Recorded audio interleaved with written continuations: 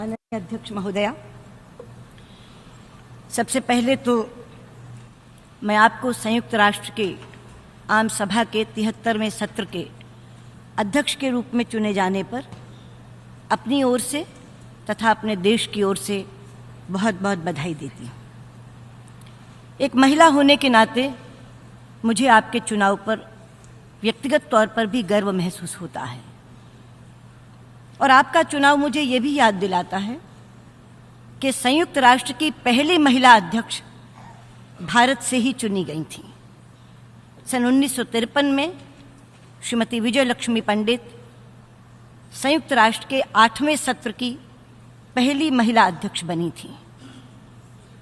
अध्यक्ष जी, इसके बाद मैं 72वें सत्र के अध्यक्ष श्री लाइजेक के प्रति भी आभार व्यक्त करना चाहूँगी, जिन्होंने 72वें सत्र का संचालन बहुत सुचारू रूप से किया था। अध्यक्ष जी, आज सुबह बहुत अशुभ समाचार मिला है।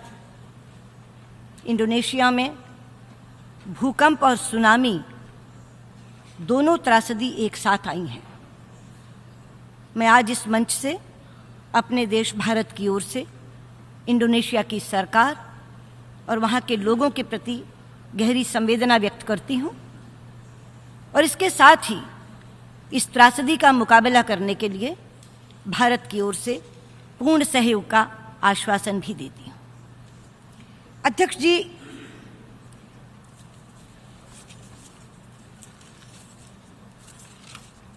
संयुक्त राष्ट्र विश्व का सबसे बड़ा बहुपक्षीय मंच है,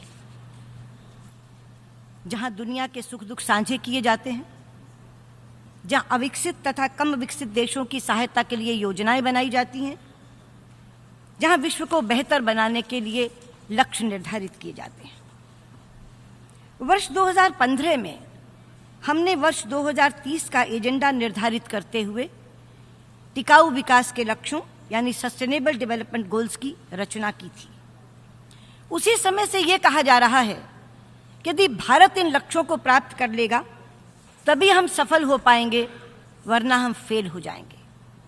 आज इस मंच से मैं आप सबको विश्वास दिलाना चाहती हूं कि भारत आपको कभी फेल नहीं होने देगा। वर्ष 2030 के एजेंडा तथा टिकाऊ विकास के 17 लक्ष्यों को हासिल करने के लिए भारत पूरी तरह प्रतिबद्ध है। प्रधानमंत्री श्री नरेंद्र मोदी जी ने जिस गति और जिस पैमाने पर इन लक्ष्यों को प्राप्त करने का कार्य शुरू किया है, हम समयावधि से पहले ही इन लक्ष्यों को प्राप्त कर लेंगे।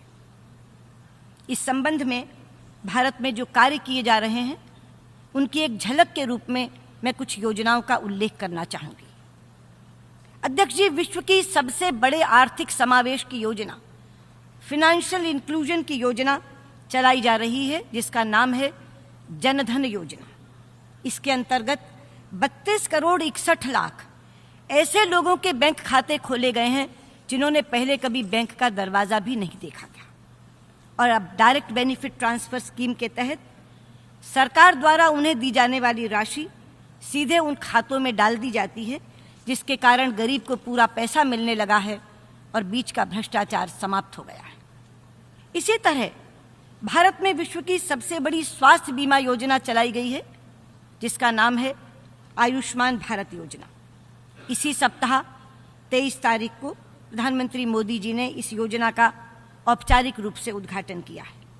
इस योजना के अंतर्गत 50 करोड़ लोगों को प्रतिवर्ष 5 लाख रुपए तक की राशि उनकी बीमारी के इलाज के लिए दी जाएगी।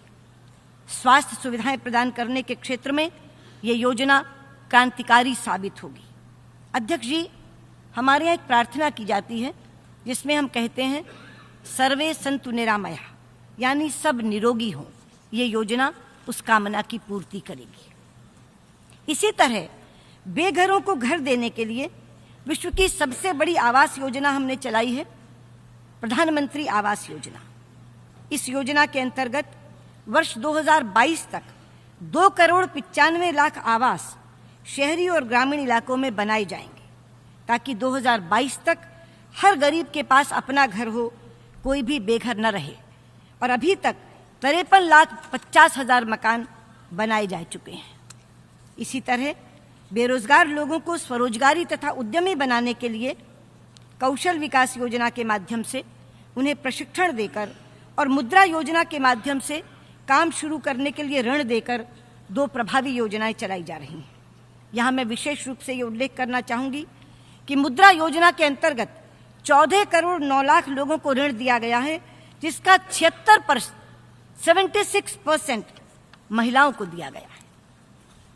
अध्यक्ष जी, प्रधानमंत्री मोदी जी की ये सोच है कि यदि गरीबी का उन्मूलन करना है तो सबसे पहले महिलाओं का सशक्तिकरण करना होगा। मैंने जितनी योजनाओं का उल्लेख किया है उसमें महिलाओं को प्राथमिकता दी गई है और कुछ अन्य योजनाएं केवल महिलाओं को ही लाभ देने के लिए चलाई जा रही हैं, जैसे उज्ज्वला योजना, मातृत्व अवकाश योजना।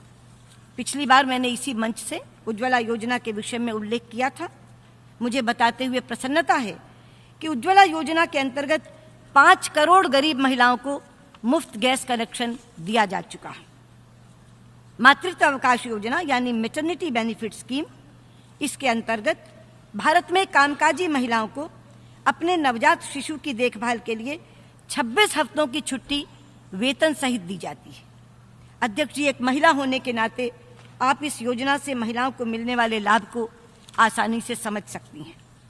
हम सबको जानकारी है कि कुछ विकसित देशों में वेतन सहित 6 हफ्तों की छुट्टी प्राप्त करने के लिए महिलाएं संघर्ष कर रही हैं, लेकिन भारत ने वेतन सहित 26 हफ्तों का मातृत्व अवकाश देने का निर्णय लागू कर दिया है।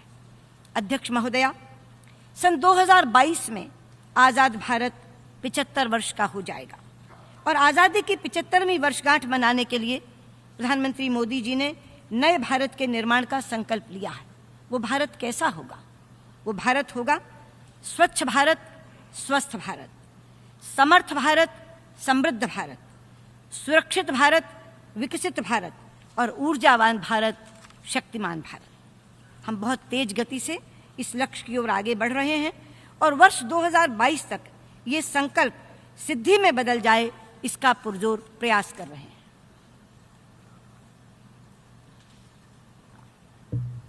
अध्यक्ष जी, विश्व आज जिन चुनौतियों से जूझ रहा है उसमें जलवायु परिवर्तन और आतंकवाद सबसे बड़ी चुनौतियां हैं। जलवायु परिवर्तन की चुनौती के सबसे बुरे परिणाम अविकसित और कम विकसित देश भोग रहे हैं, जिनमें अपने बचाव की ना सामर्थ्य है और ना क्षमता है। इसलिए जिन विकसित देशों ने प्रकृति का विनाश करके अपना विकास किया है, वो आज अपनी जिम्मेदारी से मुंह नहीं मोड़ सकते। यदि हम विश्व को जलवायु परिवर्तन के दुष्परिणामों से बचाना चाहते हैं तो बड़े देशों को छोटे देशों की सहायता के लिए आगे आना ही होगा। पेरिस समझौते में common but differentiated responsibility with respective capabilities के सिद्धांत को दोहराते हुए इस सत्य को स्वीकार किया गया है। इसीलिए विकसित देशों को छोटे देशों के लिए राशि भी देनी चाहिए और तकनीक भी। जलवायु परिवर्तन की चुनौती का मुकाबला करने के लिए पेरिस समझौते के समय प्रधानमंत्री मोदी जी ने फ्रांस के साथ मिलकर अंतर्राष्ट्रीय सौर गठबंधन की स्थापना की थी। अब इस गठबंधन में 68 देशों ने सदस्य बनने के लिए हस्ताक्षर कर दिए हैं। इसी वर्ष 11 मार्च को हमने फ्रांस के राष्ट्रपति मैक्रों की सह अध्यक्षता में इस गठबंधन का स्थापना सम्मेलन आयोजित किया था, जिसमें 120 देशों के प्रतिनिधियों ने भाग लिया था। आज मुझे आपको बताते हुए प्रसन्नता है कि संयुक्त राष्ट्र ने प्रधानमंत्री नरेंद्र मोदी जी को पर्यावरण के क्षेत्र में उत्कृष्ट कार्य करने के लिए champions of the earth award से सम्मानित किया है। प्रधानमंत्री मोदी तो वन सन वन ग्रिड की भी संकल्पना कर रहे हैं। उनका मानना है कि यदि हम सबका सूर्य एक है तो ग्रिड भी एक ही क्यों ना हो जाए। यदि ये संकल्पना पूरी हो गई तो सौर ऊर्जा के क्षेत्र में क्रांति आ जाएगी, जो जलवायु परिवर्तन की चुनौतियों से निपटने का एक प्रभावी माध्यम बनेगी। अध्यक्ष जी, मैंने दूसरी प्रमुख चुनौती कही थी आतंकवाद। 20वीं शताब्दी की समाप्ति के बाद ये उम्मीद की जा रही थी कि 21वीं सदी में शांति और समृद्धि का युग प्रारंभ होगा, किंतु 9/11 की न्यूयॉर्क की घटना और 26/11 की मुंबई की घटना ने इन उम्मीदों पर पानी फेर दिया। आज आतंकवाद का राक्षस कहीं धीमी गति से तो कहीं तेज गति से विश्व के हर देश तक जा पहुंचा है। भारत तो कई दशकों से इसका दंश भोग रहा है और हमारा दुर्भाग्य है कि हमारे यहाँ आतंकवाद की चुनौती कहीं दूर देश से नहीं बल्कि सीमा पार अपने पड़ोसी देश से ही आई है। और वो देश केवल आतंकवाद फैलाने में ही माहिर नहीं है बल्कि अपने किए हुए को नकारने में भी उसने महारत हासिल कर ली है। इसकी सबसे बड़ी मिसाल है ओसामा बिन लादेन का पाकिस्तान में पाया जाना। अमेरिका के इतिहास में 11 सितंबर 2001 की घटना सबसे बड़ी आतंकवादी घटना के रूप में देखी जाती है। इसीलिए उस घटना के मास्टरमाइंड ओसामा बिन लादेन को अमेरिका अपना सबसे बड़ा दुश्मन मानता था और पूरी दुनिया में उसे खोज रहा था। लेकिन उसे नहीं मालूम था कि खुद को अमेरिका का बहुत बड़ा दोस्त बताने वाले देश पाकिस्तान ने ही अपने यहाँ पनाह देकर उसे छिपा के रखा हुआ था। ये तो अमेरिका के खुफिया तंत्र की सफलता है अध्यक्ष जी कि उन्होंने ओसामा को वहाँ खोज निकाला। और ये अमेरिका की सैन्य शक्ति की उपलब्धि है कि उन्होंने उन्हें वहीं मार गिराया। लेकिन पाकिस्तान की हिमाकत देखिए, सारा सच सामने आ जाने के बाद भी न चेहरे पे झेप न माथे पे शिकन, जैसे कोई गुनाह उन्होंने किया ही ना हो। और यह सिलसिला अभी भी जारी है, लगातार जारी है। 9/11 का मास्टरमाइंड तो मारा गया, किंतु 26/11 का मास्टरमाइंड हाफिज सईद आज भी खुला घूम रहा है, रैलियां करता है, चुनाव लड़वाता है, सरेआम भारत को धमकियां देता है। लेकिन एक बात संतोष की है कि दुनिया के देशों ने अब पाकिस्तान का सही चेहरा पहचान लिया है और इसीलिए FATF ने टेरर फंडिंग के लिए, आतंकवादियों को आर्थिक सहायता देने के लिए पाकिस्तान को निगरानी सूची में रख दिया है। अध्यक्ष जी, हम पर एक आरोप लगाया जाता है कि हम पाकिस्तान के साथ बातचीत करने के लिए तैयार नहीं होते। ये पूरी तरह असत्य है। हमारा तो मानना है कि दुनिया के जटिल से जटिल मुद्दे केवल बातचीत से ही सुलझाए जा सकते हैं और सुलझाए जाने चाहिए। इसीलिए पाकिस्तान के साथ अनेक बार वार्ता शुरू की गई है। वार्ताओं के अनेक दौर भी चले हैं, लेकिन हर बार उनकी हरकतों के कारण ही वार्ता रुकी है। भारत में अनेक राजनीतिक दलों की सरकार केंद्र में बनी है। हर सरकार ने ये कोशिश की कि बातचीत के द्वारा हमारे विवाद सुलझ जाएं। और प्रधानमंत्री नरेंद्र मोदी जी ने तो अपने शपथ ग्रहण समारोह के पहले ही सार्क के सभी नेताओं को आमंत्रित करके सरकार बनने से पहले ही ये शुरुआत कर दी थी। 9 दिसंबर 2016 को स्वयं मैंने इस्लामाबाद जाकर कॉम्प्रिहेंसिव बायलैटरल डायलॉग की शुरुआत कर दी थी, किंतु मात्र 3 हफ्ते बाद 2 जनवरी की रात को पठानकोट एयरबेस पर हमला कर दिया गया। आप ही बताएं अध्यक्ष जी, उस माहौल में बातचीत आगे कैसे बढ़ सकती थी? अभी भी पाकिस्तान में नई सरकार आने के बाद वहां के प्रधानमंत्री इमरान खान ने प्रधानमंत्री मोदी को पत्र लिखकर ये इच्छा जताई कि न्यूयॉर्क में दोनों देशों के विदेश मंत्रियों की अगर मुलाकात हो जाए तो अच्छा होगा। हमने उनका प्रस्ताव मंजूर किया, लेकिन चंद घंटों बाद ये खबर आई कि जम्मू और कश्मीर पुलिस के 3 जवानों का पहले अपहरण किया और बाद में उन्हें मारकर फेंक दिया। क्या ये हरकतें बातचीत की नीयत को दर्शाती हैं? और क्या ऐसे वातावरण में मुलाकात हो सकती है? और क्या मुलाकात होनी चाहिए? आए दिन पाकिस्तान हम पर मानवाधिकार के उल्लंघन का आरोप लगाता है। अध्यक्ष जी, मानवाधिकारों का सबसे बड़ा उल्लंघन तो आतंकवादी करते हैं, जो निर्दोष लोगों को मारते हैं, बेगुनाह लोगों को मौत के घाट उतारते हैं। लेकिन पाकिस्तान किनकी पैरवी करता है? वो पैरवी करता है मारने वालों की, और जो मारे जाते हैं उन पर चुप्पी साध लेता है। भारत के खिलाफ दुष्प्रचार करना, गलत तस्वीरें दिखाकर मानवाधिकार के उल्लंघन का निराधार आरोप लगाना पाकिस्तान की आदत बन गई है। ये घटना अध्यक्ष जी इसी सभागार में घटी थी और पुरानी नहीं, पिछले वर्ष घटी थी, जब पाकिस्तान की प्रतिनिधि ने राइट टू रिप्लाई का उपयोग करते हुए अपने उत्तर में एक दूसरे देश की तस्वीर दिखाकर भारत पर मानवाधिकार उल्लंघन की तोहमत लगाई थी। अध्यक्ष महोदया, पिछले 5 वर्षों से लगातार इस मंच से भारत कहता आ रहा है कि केवल एक सूची या दूसरी सूची में आतंकवादियों का नाम रख देने से मसला हल नहीं हो जाएगा। जब तक हम आतंकवादियों को किसी अंतर्राष्ट्रीय कानून की गिरफ्त में नहीं लाएंगे, तब तक ये सिलसिला चलता रहेगा। भारत ने 1996 में CCIT का प्रस्ताव संयुक्त राष्ट्र में पेश किया था।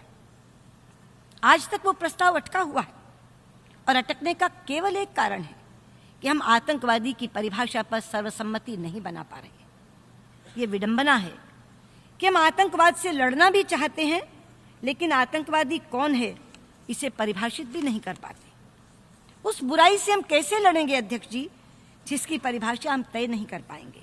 इसीलिए विश्व के इनामी आतंकवादी पाकिस्तान में स्वतंत्रता सेनानी कहे जाते हैं, फ्रीडम फाइटर कहे जाते हैं, और उन आतंकवादियों की क्रूरता वीरता कही जाती है। पाकिस्तान की सरकार उनके सम्मान में डाक टिकटें निकालकर उन्हें महिमा मंडित करती है। अध्यक्ष जी, ऐसे कृत्यों को संयुक्त राष्ट्र के सदस्य देश कब तक चुप बैठकर देखते रहेंगे?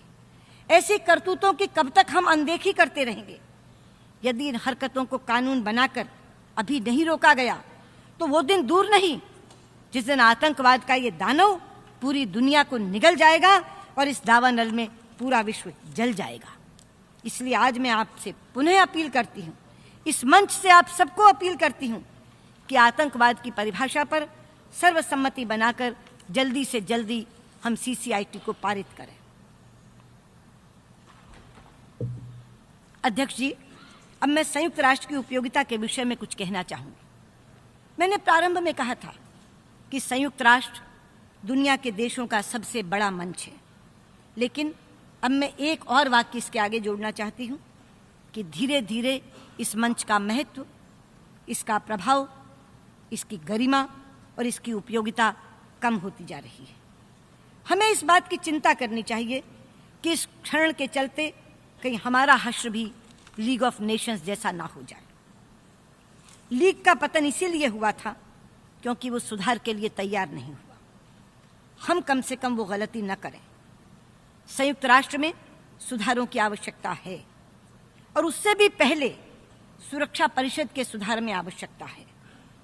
और ये सुधार दिखावे के लिए नहीं, बल्कि ऐसे सुधार हों जो दिल और दिमाग में बदलाव लाए। आज सुरक्षा परिषद दूसरे विश्व युद्ध के 5 विजेताओं तक ही सीमित है। क्या इसे आज के युग के अनुकूल माना जा सकता है? जब भारत समेत विश्व का अधिकांश हिस्सा उपनिवेशवाद की गिरफ्त में था, उस समय की बनाई गई सुरक्षा परिषद क्या आज के विश्व की चुनौतियों को समझ पा रही है? मुकाबला करना तो दूर, जो चुनौतियां हैं वो उसकी समझ से परे हैं। इसलिए मेरी अपील है कि सुरक्षा परिषद में सुधार की प्रक्रिया शीघ्र शुरू की जानी चाहिए। अध्यक्ष जी, इस सत्र में एक विषय जिस पर सबसे ज्यादा चर्चा हो रही है और सभी नेता बोल रहे हैं, वो है मल्टीलैटरलिज्म, यानी बहुपक्षीय व्यवस्था। इस व्यवस्था के सामने जो चुनौतियां खड़ी हो रही हैं, उससे बहुत देश चिंतित हैं। मैं भी इस विषय में अपनी ओर से भारत का मत रखना चाहूंगी। अध्यक्ष महोदया, भारत वसुधैव कुटुंबकम के सिद्धांत में विश्वास रखता है। कुटुंब का अर्थ है परिवार, फैमिली, और वसुधा का अर्थ है पृथ्वी, ग्लोब। वसुधैव कुटुंबकम का अर्थ है we are a global family, the world is a family, विश्व एक परिवार है। इसलिए वसुधैव कुटुंबकम का मतलब है कि संयुक्त राष्ट्र को भी परिवार के तर्ज पर चलाया जाना चाहिए। परिवार किन सिद्धांतों पर चलता है? परिवार प्यार से चलता है, व्यापार से नहीं। परिवार मोह से चलता है, लोभ से नहीं। परिवार संवेदना से चलता है, ईर्ष्या से नहीं। परिवार सुलह से चलता है, कलह से नहीं। इसलिए हमें ये कहना है कि संयुक्त राष्ट्र को परिवार के सिद्धांत पर ही चलाना होगा। संयुक्त राष्ट्र मैं, मेरा और मुझको कहकर नहीं चलाया जा सकता अध्यक्ष जी। ये मंच हम, हमारा और सबको के लिए बना था और उसी सिद्धांत पर चलाया जाएगा तो जीवित बच सकेगा। भारत नहीं चाहता कि इस मंच से कुछ देशों के ही हित साधने के निर्णय लिए जाएं या कुछ देशों का अहित करने की दृष्टि से निर्णय लिए जाएं। हमें सबका सहयोग लेकर सबके विकास के निर्णय लेने होंगे। अध्यक्ष जी, इस वर्ष हम महात्मा गांधी जी के जन्म की 150वीं वर्षगांठ मना रहे हैं। गांधी जी का प्रिय भजन था, वैष्णव जन तो तेने कहिए जो पीड़ पराई जाने रे, पर दुखे उपकार करे जोए मन अभिमान न माने रे। इसका अर्थ है कि जो व्यक्ति दूसरों की पीड़ा को अपनी पीड़ा समझकर महसूस करता है वही अच्छा इंसान है, और जो दूसरे का निवारण करता है दुख का, लेकिन मन में अभिमान की भावना नहीं लाता, वही अच्छा इंसान है। अध्यक्ष महोदया, इस मंच को हमें वैष्णव जन का मंच बनाना है, जो मंच अविकसित देशों की पीड़ा को समझे और विकसित देशों के माध्यम से उनकी पीड़ा को कम करने का कार्य करे। अभिमान की भावना से नहीं, पीड़ितों के कल्याण की भावना से करे। अहंकार की भावना से नहीं, उपकार की भावना से करे। तभी हम ऐसे विश्व की रचना कर पाएंगे जिसमें सद्भाव हो, सौहार्द हो, शांति हो, प्यार हो, और जो विश्व हिंसा से मुक्त हो, आतंकवाद से मुक्त हो और तनाव से भी मुक्त हो। ऐसे विश्व की कामना करते हुए मैं संस्कृत के एक श्लोक के साथ अपनी बात समाप्त करना चाहूंगी। सर्वेषां स्वस्तिर्भवतु, सर्वेषां शांतिः भवतु, सर्वेषां पूर्णं भवतु, सर्वेषां मंगलम भवतु। इसका अर्थ है सबका शुभ हो, सबको शांति मिले, सबको पूर्णता प्राप्त हो, सबका मंगल हो, सबका ही कल्याण हो। विश्व कल्याण की इसी कामना के साथ मैं अपनी बात को समाप्त करती हूँ। बहुत बहुत धन्यवाद। नमस्कार।